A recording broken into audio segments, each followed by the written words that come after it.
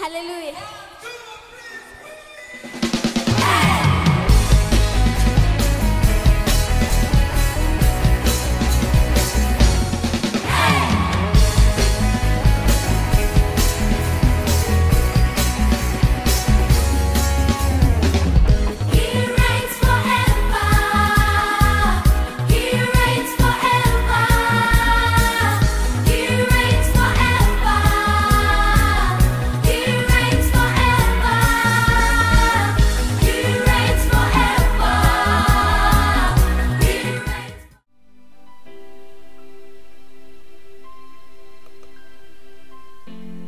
Pourquoi dois-je dire que je ne peux pas quand la Bible dit que je puis tout par Christ qui me fortifie? Pourquoi dois-je m'inquiéter à propos de mes besoins quand je sais que Dieu pourvoira à tous mes besoins d'après sa richesse avec gloire en Jésus-Christ?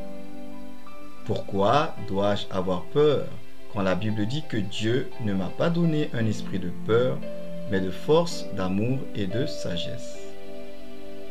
Pourquoi dois-je manquer de foi, sachant que Dieu m'a départi une mesure de foi? Pourquoi dois-je être faible quand la Bible dit que le Seigneur est le soutien de ma vie et que j'agirai avec fermeté parce que je connais Dieu? Pourquoi dois-je laisser Satan dominer ma vie quand celui qui est en moi est plus grand que celui qui est dans le monde? Pourquoi dois-je accepter la défaite quand la Bible dit que Dieu me fait toujours triompher? Pourquoi dois-je manquer de sagesse quand Christ est devenu sagesse de Dieu pour moi et que Dieu me donne la sagesse généreusement quand je la lui demande? Pourquoi dois-je être déprimé quand je peux me rappeler que les bontés de l'Éternel ne sont pas épuisées, que ses compassions ne sont pas à leur terme et que sa fidélité est grande? Pourquoi dois-je m'inquiéter et me tourmenter quand je peux me décharger de tous mes soucis sur Christ qui prend soin de moi? Pourquoi dois-je toujours être esclave sachant qu'il y a la liberté là où est l'Esprit du Seigneur?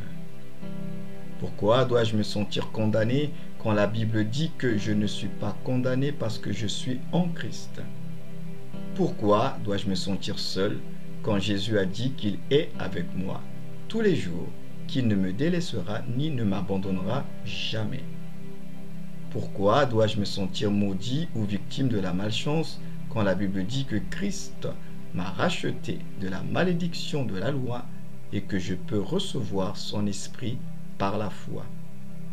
Pourquoi dois-je être mécontent quand je peux, comme Paul, apprendre à être satisfait dans toutes les circonstances? Pourquoi dois-je me sentir sans valeur quand Christ est devenu péché pour moi afin que je devienne en lui la justice de Dieu?